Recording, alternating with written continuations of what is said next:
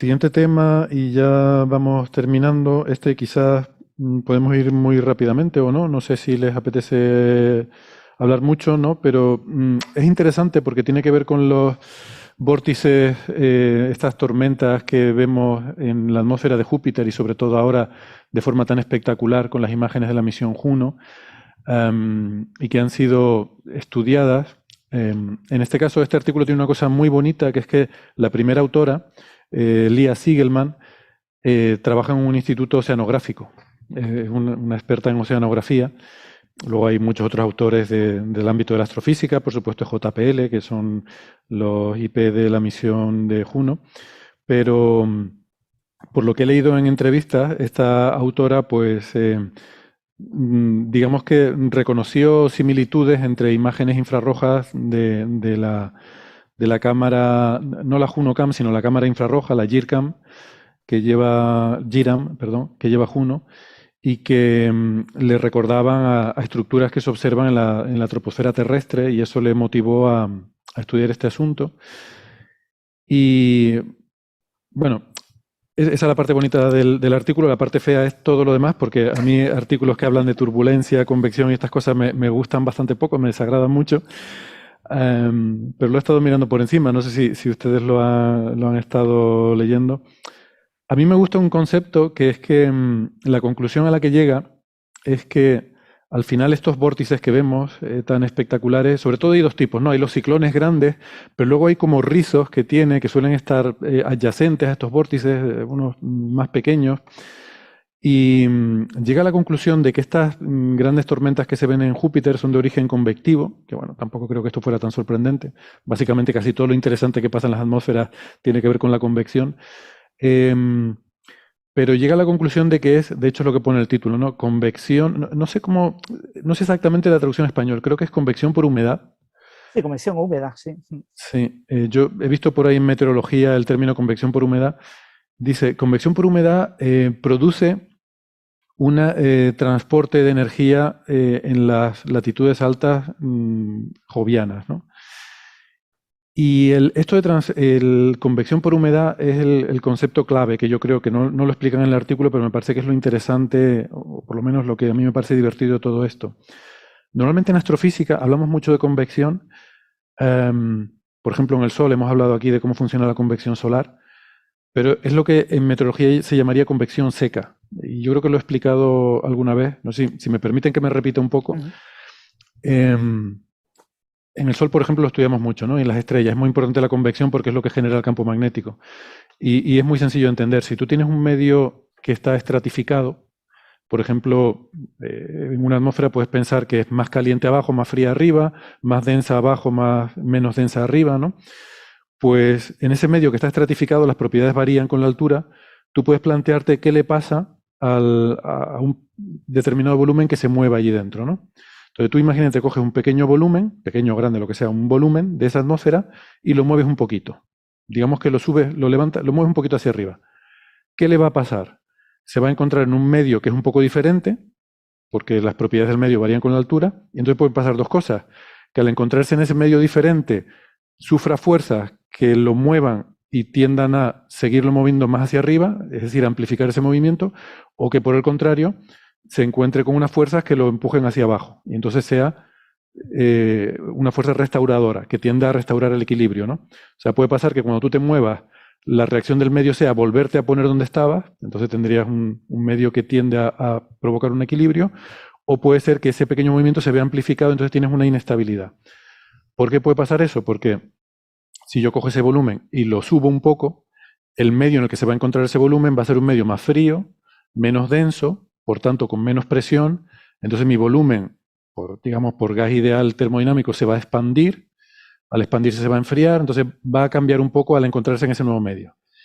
Entonces, según cómo sea ese enfriamiento y cómo se compare ese enfriamiento con el del medio, pueden pasar dos cosas.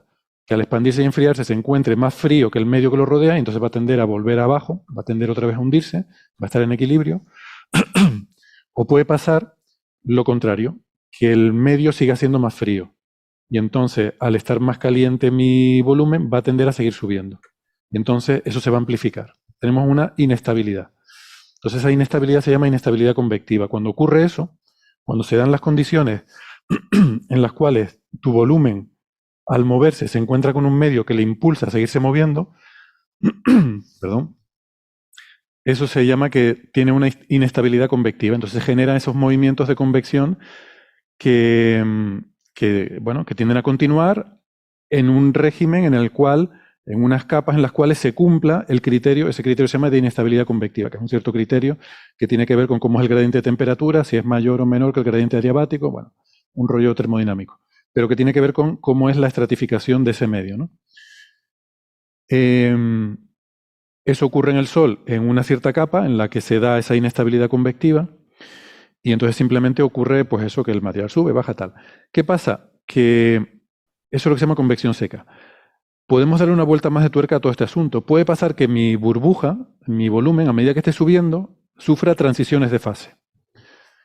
Que en el Sol no ocurre, pero en la atmósfera de la Tierra sí puede pasar, que tiene una carga de humedad y resulta que al moverse esa burbuja, pues esa humedad le pueden pasar cosas. El agua puede condensar en gotitas, puede congelarse, entonces va a sufrir transiciones de fase al moverse, al cambiar las temperaturas en el medio en el que se encuentra, al cambiar la temperatura del propio volumen. Esas transiciones de fase alteran la entalpía digamos, el calor latente, la energía interna de ese volumen, de las partículas en ese volumen, va a cambiar no solo por los intercambios de temperatura, sino por los propios procesos internos que sufra de esas transiciones de fase, que se congele, que se condense el agua, etc. Entonces, cuando ocurre eso se llama convección húmeda. Es decir, que ya hay inestabilidades no solo por esas variaciones de presión y densidad que sufre el volumen al encontrarse en el medio, sino también porque pueden generarse esos cambios de fase que pueden dar lugar a amplificar o a amortiguar la inestabilidad. Puede ocurrir una cosa u otra, ¿no? Entonces, bueno, da lugar a toda una serie de fenomenología muy compleja. En la atmósfera de la Tierra, por ejemplo, la convección húmeda es lo que está detrás de la formación de las nubes de tormenta, como los cumulonimbos, estas nubes así que ocupan un rango de altura muy grande. Y bueno, esto es lo que se llama convección húmeda. Pues lo que concluyen un poco en este trabajo es que esto ocurre también en Júpiter.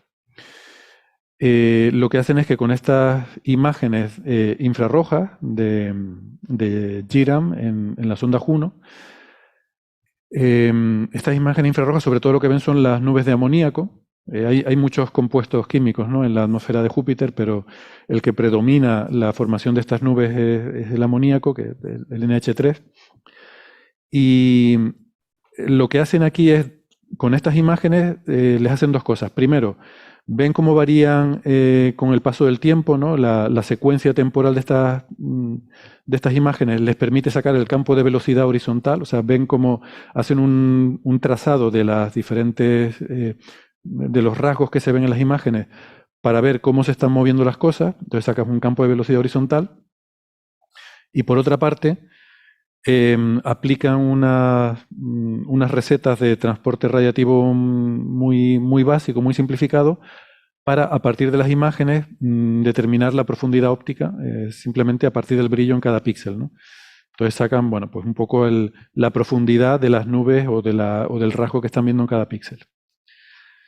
Y entonces, combinando esos dos conjuntos de datos, pues hacen un modelado o hacen un análisis de los diferentes espectros de velocidad, de turbulencia que hay en esos vórtices de esos ciclones en Júpiter, ¿no? Entonces, bueno, todo el análisis, la verdad es que, como les digo, a mí me resulta, con perdón, bastante soporífero, porque no son temas que me apasionen particularmente, pero sí me gusta esta conclusión que sacan de que al final estas estructuras, estos vórtices que se observan en la atmósfera de Júpiter son debidos a esta convección, y además encuentran dos regímenes bien diferenciados. Hay una convección profunda que da lugar a los ciclones grandes. Hay como dos escalas, principalmente. Hay unos ciclones grandes y luego unos vórtices más pequeños que suelen aparecer a su alrededor. Y eso responde a dos regímenes convectivos, uno más profundo que se alimenta de capas más bajas y más calientes, que es la que provee la energía para estos ciclones en las capas más superficiales. Y luego hay otra convección más superficial, que es la que da la energía que alimenta estos vórtices secundarios más pequeños que se forman a su alrededor, ¿no? Y luego finalmente termina con una reflexión, esto es un artículo en Nature Physics, en el cual pues se ve que, como digo, la primera autora trabaja en temas de meteorología o por lo menos de oceanografía, porque lo que dice es que estos procesos son muy similares a los que ocurren en la atmósfera de la Tierra, y que dice que en la tropopausa terrestre se siguen, o sea, observaciones de viento, supongo que con sondas o algo así, a través de una trayectoria lagrangiana. Una trayectoria lagrangiana, si en un fluido ponemos un corcho y vemos cómo se mueve, pues eso sería la trayectoria lagrangiana, ¿no?, en el fluido. Entonces esto supongo que es lo que observan con sondas, que las sueltan y las dejan moverse libremente con el viento,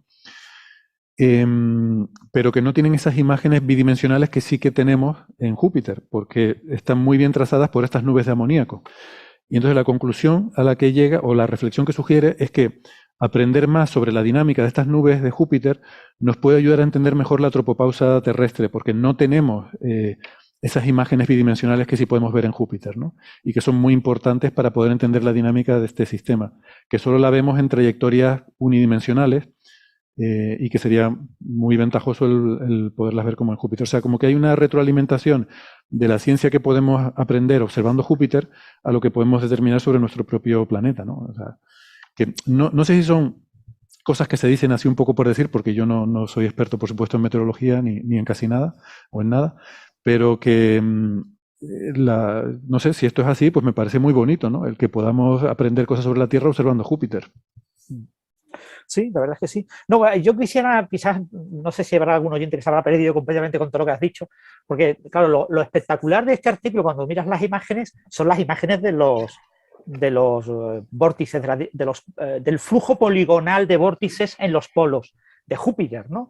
Juno vio un octógono, 8 vórtices rodeando a un vórtice central en el polo norte de Júpiter, y un pentágono, 5 vórtices rodeando a un vórtice central en el polo sur de Júpiter, que en cierto sentido se parecen bastante al famoso hexágono del polo de Saturno, que es un hexágono que, claro, no tenemos imágenes de este tipo en las que se ven perfectamente los vórtices en ese hexágono, pero con las imágenes que tenemos se pueden comparar con experimentos, etcétera, y la estructura es también la misma. Básicamente son como 6 vórtices, ¿no?, los que forman ese hexágono en Saturno, ¿no? Entonces aquí lo que tenemos básicamente son unos vórtices pues con una escala similar, del orden de un diámetro de unos 5.000 kilómetros, el vórtice central y los vórtices que están alrededor. Y claro, uno dice, a ver, el polo norte de Júpiter y el polo sur de Júpiter deberían ser muy parecidos, ¿no? O sea, es decir, ¿por qué en el polo sur un vórtice central se rodea de unos 5 vórtices de tamaño similar al central, y todos ellos de tamaño similar a lo que pasa en el polo norte, que es un único vórtice con 8 vórtices dándole la vuelta? ¿Por qué arriba 8 y abajo 5? ¿Por qué en Saturno, aunque ya en Saturno la escala de los vórtices es diferente, hay 6? ¿no? Esto se ha intentado explorar en laboratorio, y en España tenemos varios grupos de investigación que se dedican a este tipo de cosas. Quizás el más famoso es la Universidad del País Vasco, el que lidera Agustín Sánchez La Vega, ¿no?, que es un especialista en atmósferas planetarias y que ha propuesto varios modelos para tanto estos vórtices en Júpiter como en Saturno. Y bueno, lo que plantea este estudio, que como bien ha contado Héctor, básicamente lo que hacen es, a partir de las imágenes, reconstruir el flujo flechitas, ¿no?, de cómo se mueven las unidades de fluido.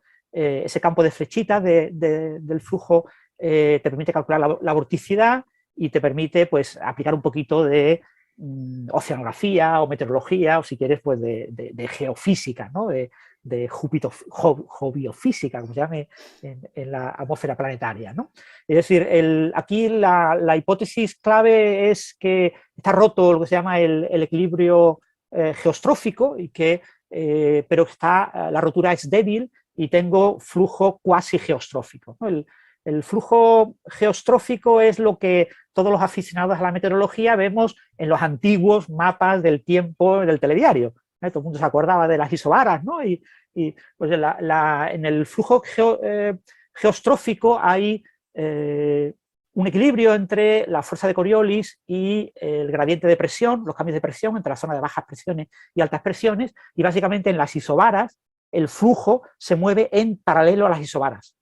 Tienes, en el mapa de isobaras tú estás viendo realmente cómo fluye la atmósfera, por ejemplo, en el mapa meteorológico, ¿no? En el flujo cuasi geostrófico lo que ocurre es una desviación de este patrón, pero una desviación pequeña. Entonces ya el flujo no se mueve a lo largo de las isobaras, sino que cruza las isobaras, pero la cruza con un ángulo pequeño. Ese es el flujo cuasi geostrófico. Y ese es el modelo que han utilizado para intentar interpretar qué pasa con estos vórtices, ¿no?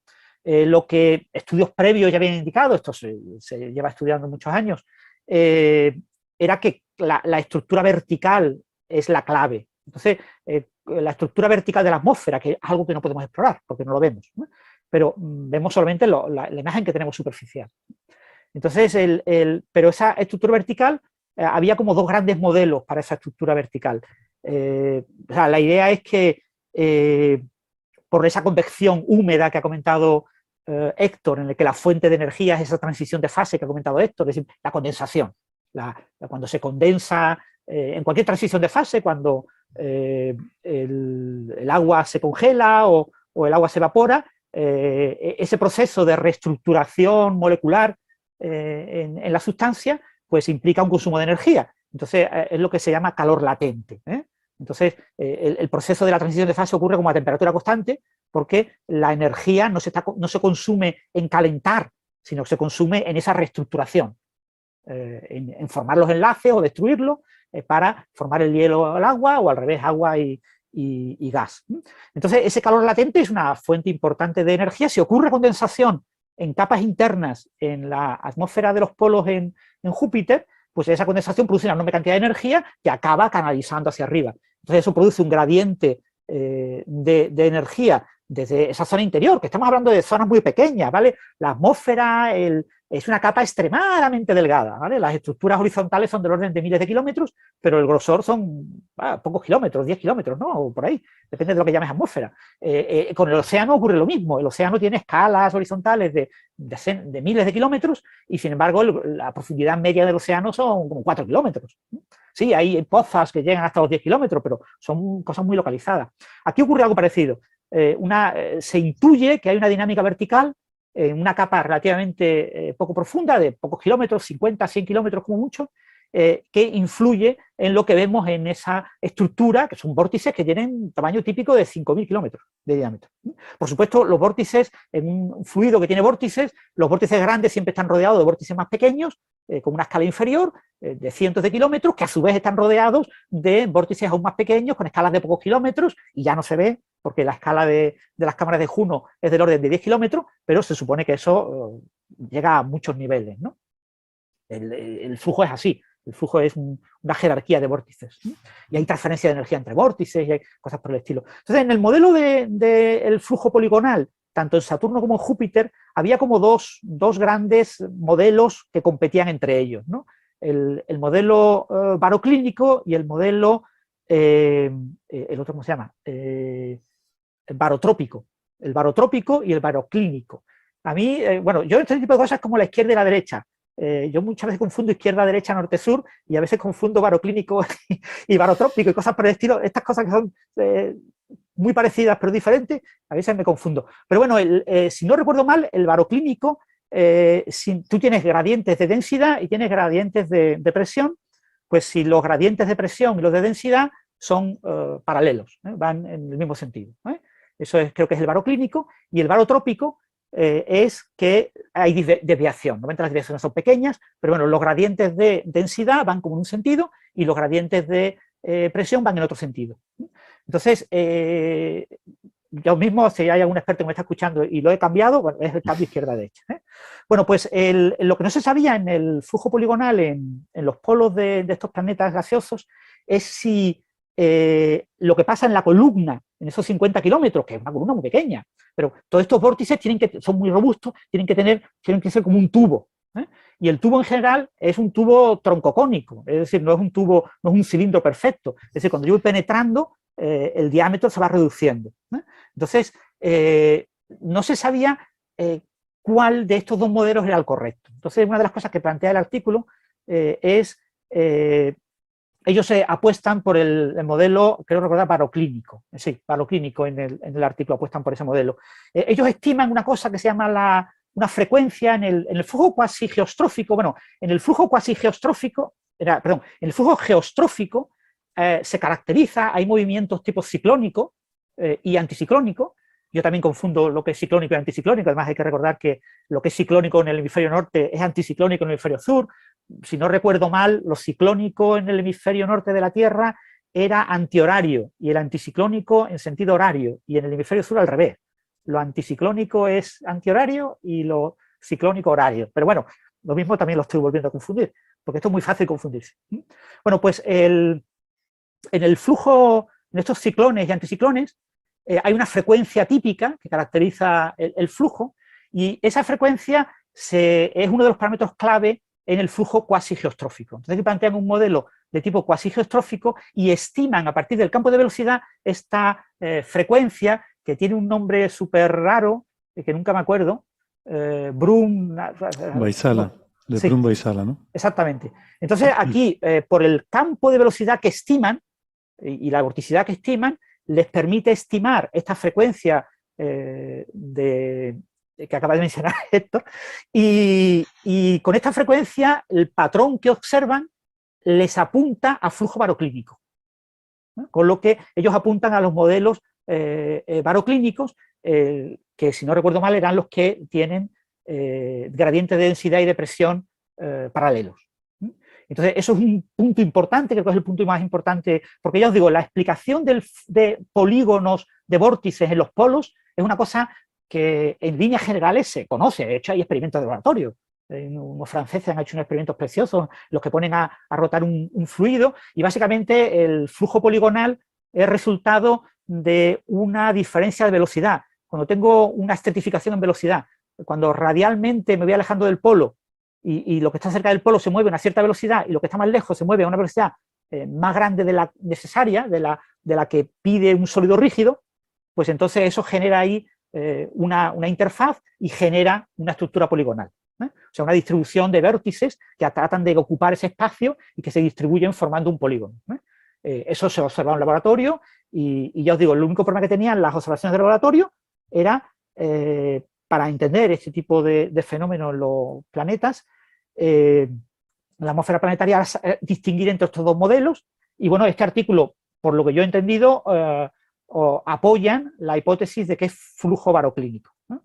Ahora, obviamente, esto se acaba de publicar, habrá que esperar a que todos los defensores del flujo barotrópico, que se van a oponer con toda seguridad, encuentren los 5 pies al gato en este artículo y descubran que no está tan claro y que todavía queda hueco para el otro modelo, ¿no? Y bueno, es básicamente la idea. Es decir, para los oyentes, resumiendo mucho, entendemos bien el origen del flujo poligonal. El flujo poligonal es una cosa que ocurre, que ocurre en sistemas estratificados en los que hay vórtices, y lo que pasa es que lo que nos gustaría es entender muchos detalles, porque conocer exactamente qué pasa en el interior de la atmósfera, aunque sea solo a pocos kilómetros de profundidad de estos planetas, nos dará mucha información sobre la propia atmósfera del planeta. Entonces, lo interesante es no saber, entre todos los posibles orígenes, pues que todos ellos lo explican bien, sino saber cuál de esos posibles orígenes es el correcto para cada caso, ¿no?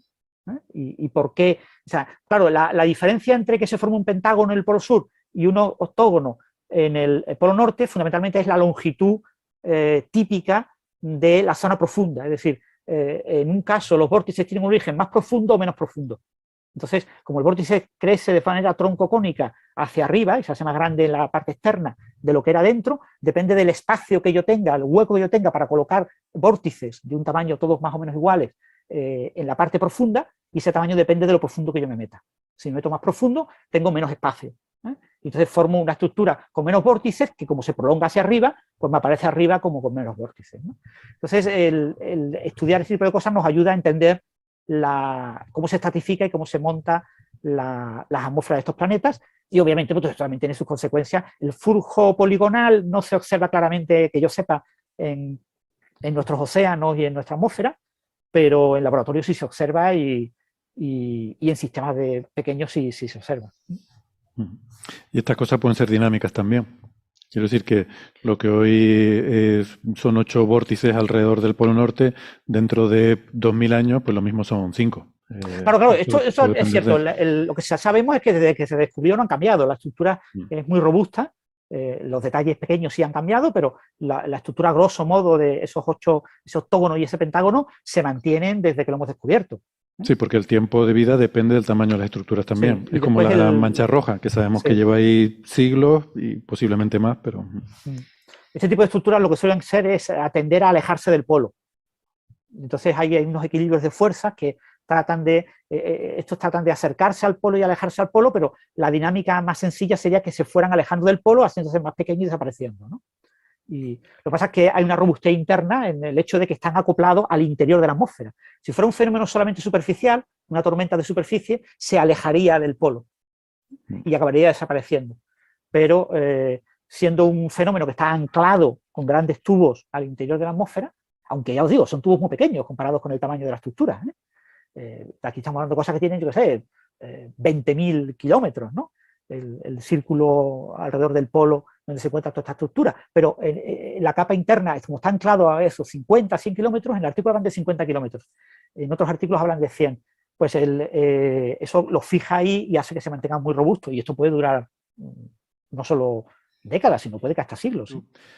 Me gustaría empezar por una porque tiene que ver con el tema justo que acabamos de tratar, de estas tormentas en Júpiter. Y nos pregunta Daniel Caballero si estos vórtices que están, ¿por qué están en Júpiter y Saturno y no aparecen en Neptuno o Urano? A mí me gustaría empezar diciendo que, para empezar, de Neptuno y Urano no tenemos imágenes tan detalladas como tenemos de Júpiter y Saturno. O sea, a Neptuno y Urano no ha ido nadie desde las Voyager, ¿vale? Y fue muy de paso. Las Voyager pasaron por allí de pasada, sacaron las fotos que pudieron sacar, y tenemos algunas imágenes del Hubble, pero que no llegan ni de lejos a la resolución que tienen las imágenes que tenemos de Júpiter y Saturno, que tenemos misiones modernas, recientes, orbitando esos planetas, que los han estudiado en detalle en diferentes longitudes de onda, en el infrarrojo, en el visible, etc. Ahora bien, o sea, en parte podría ser un sesgo observacional. En parte también puede tener su explicación física, porque son planetas más fríos. Todo esto de lo que estamos hablando está alimentado por la convección. Estas tormentas están alimentadas por el calor de las capas más profundas de la atmósfera. Y la convección, les decía al principio, que no ocurre siempre. Para que se dé convección tienes que tener unas ciertas condiciones, sobre todo de cómo está estratificada la temperatura en esa atmósfera. No sabemos cómo está estratificada la atmósfera de Urano y Neptuno, ¿no? De hecho, sabemos que debe tener algo de generación de calor interno, sobre todo creo que Neptuno es bastante sorprendente, que irradia más calor del que recibe del Sol. Y bueno, y la composición química también es diferente, ¿no? Esto se le llama gigantes de hielo porque su atmósfera tiene una alta composición de cristales de hielo de agua. Entonces también la viscosidad juega un papel importante, ¿no? Cuanto más viscosa sea una atmósfera, más difícil es que se formen estos vórtices turbulentos. Así que todo eso influye. No sé si ustedes quieren añadir alguna cosa más. Pero en principio todos estos factores apuntan a que haya menos. Sí, sobre todo eso, que no lo hemos visto. Oficialmente deberían tener estructuras de vórtices polares. Bueno, alguna mancha sí se ha visto, debo decir. Claro, incluso se ha visto alguna dinámica que hemos comentado. En Neptuno aquí. Hay una mancha blanca que se observa como la mancha roja de Júpiter, pero está donde hay vueltas. Pero pasa eso, que necesitamos ir allí. O sea, mientras no vayamos allí y los ponemos en detalle, estos vórtices de Júpiter, tú no puedes pensar, bueno, la mancha roja se conoce hace siglos. Estos vórtices se descubrieron con Juno. Se descubrieron hace menos de 15 años. O sea, fue una cosa súper reciente. ¿Por qué? Porque nadie nunca había mirado los polos, porque los polos de Júpiter no los vemos. Entonces hay que coger una nave espacial que dé una vuelta polar. Eso es lo que tenemos que hacer con Urano, con Neptuno, y probablemente acabaremos viendo vórtices de este tipo.